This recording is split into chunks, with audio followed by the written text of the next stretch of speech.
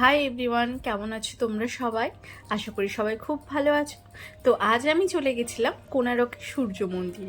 ইতিহাসে আমরা অনেক পড়েছি এই মন্দিরের নাম, আর ছোটবেলায় আমি আগেও গেছিলাম, তবুও আজ চলে গেছিলাম কোণারকের সূর্য মন্দিরে। তো সকাল সকাল রেডি হয়ে বেরিয়ে পড়েছিলাম আমরা। তো আমরা এই ইনোভা গাড়িটা বুক করেছিলাম, যেহেতু আমরা 5 জন ছিলাম। তো সকালে বেরিয়েই প্রথমে আমরা ব্রেকফাস্ট করে নিলাম। তো ব্রেকফাস্টের জন্য আমরা একটা দোকানে দাঁড়িয়েছিলাম। খাওয়ার কোয়ালিটি কিন্তু খুবই ভালো ছিল। ওখানে সাউথ ইন্ডিয়ান থেকে বেঙ্গলি সব ধরনের খাবার তোমরা পেয়ে যাবে, অবশ্যই একবার ট্রাই করতে পারো। তো আমার তো খুব ভালো লেগেছে। তো তাড়াতাড়ি করে ব্রেকফাস্টটা করে নিলাম, যেহেতু কোণারকের সূর্য মন্দিরটা পুরী থেকে একটু দূরে ছিল, সে কারণে খুব বেশি লেট করলাম না। তো তারপরেই আমরা বেরিয়ে পড়লাম কোণারকের সূর্য মন্দিরের উদ্দেশ্যে।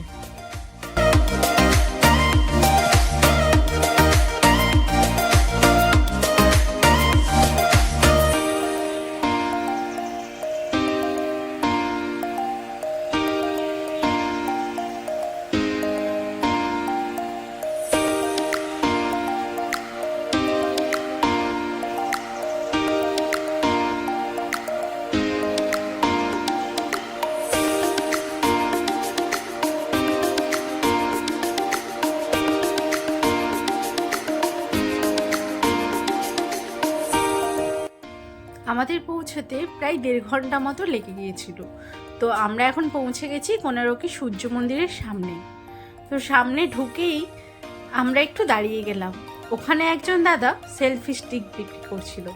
যেহেতু ভিডিও বানাবো ঠিক করেছি, সে কারণে সেলফি স্টিক একটা কিনে নিলাম। সত্যি কথা বলতে প্রথমে ভাবছিলাম যে ভালো হবে না হবে, কিন্তু অনেস্ট রিভিউ দিচ্ছি, সত্যি কথা যে স্ট্যান্ডটা খুবই ভালো অ্যান্ড অনলাইনের থেকে খুব কম প্রাইসেই আমরা পেয়েছি। তোমরা চাইলে নিতে পারো ওই দাদার থেকে। তো তারপরে আমরা পৌঁছে গেলাম কোণারকের সূর্য মন্দিরের সামনে। মন্দিরের সামনে এসে দেখলাম টিকিটের একটা লম্বা লাইন, আর এদিকে এত রোদ দাঁড়াতে পারছিলাম না। কিন্তু ভাগ্যের ব্যাপার, ওখানে দেখলাম অনেকেই এমন আছেন যারা ব্ল্যাকে টিকিট বিক্রি করছে, যেখানে লাইন দেওয়ার প্রয়োজন নেই, একই দামে তুমি টিকিট পেয়ে যাবে। তো আমরাও ওভাবেই 6টা টিকিট ম্যানেজ করেছিলাম। তারপরে আমরা পৌঁছে গেলাম একেবারে মন্দিরের সামনে, যেখানে চেকিং করে তোমাকে ভেতরে এন্ট্রি দেবে। তো আমরা ভেতরে ঢুকে পড়লাম।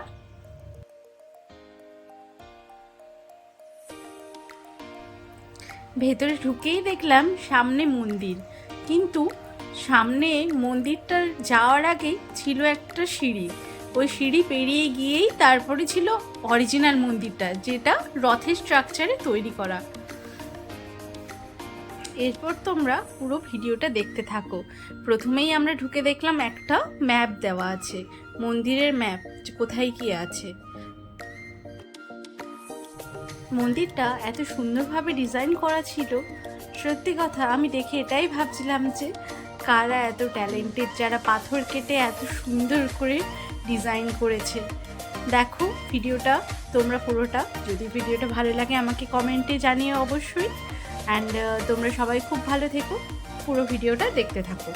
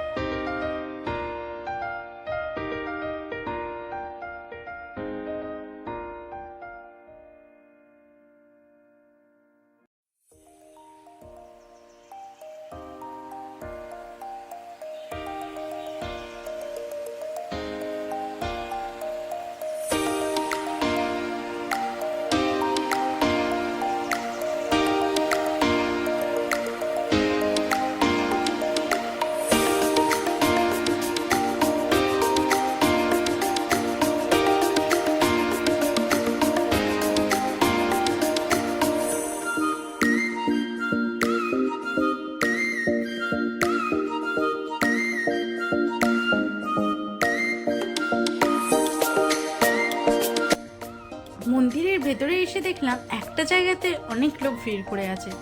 তারপরে গিয়ে যখন দেখি সেখানে সেই বিখ্যাত সেই রথের চাকা, যে চাকার মাধ্যমেই আমরা মেনলি এই মন্দিরটাকে চিনি, যে চাকার সামনে ফটো তোলার জন্য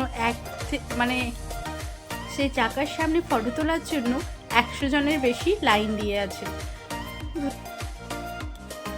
সেখানে দাঁড়িয়ে চাকার সামনে ছবি তুলতে না পেরে একটু পেছনের দিকে চলে গেলাম। পেছনের দিকে গিয়ে দেখি ওখানে আরেকটা চাকা আছে। তারপরে আর কি, সুযোগ পেয়ে আমিও চাকার সামনে অনেকগুলো ছবি তুলে নিলাম।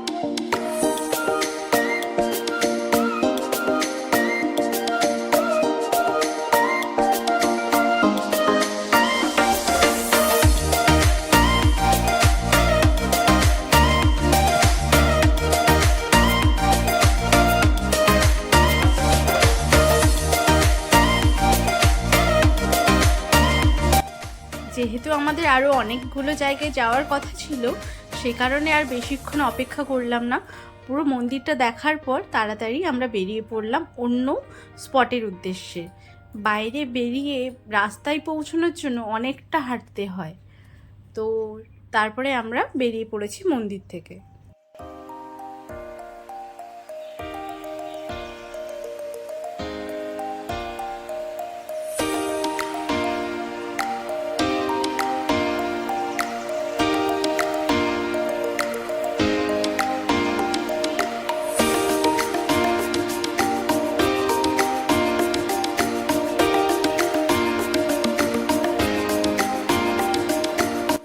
বেরোনোর মুখে তোমরা অনেক দোকান পেয়ে যাবে, যেখানে শোপিস থেকে শুরু করে টুপি, ব্যাগ সব কিছু আছে।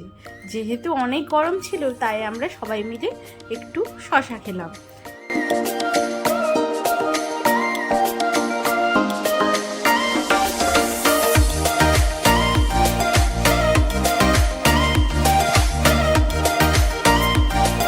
ভিডিওটা ভালো লাগলে তোমরা আমার চ্যানেলটাকে সাবস্ক্রাইব করো অ্যান্ড কমেন্টে জানিও আমাকে। সবাই খুব ভালো থেকো, দেখা হচ্ছে পরের নতুন কোনো ভিডিওতে।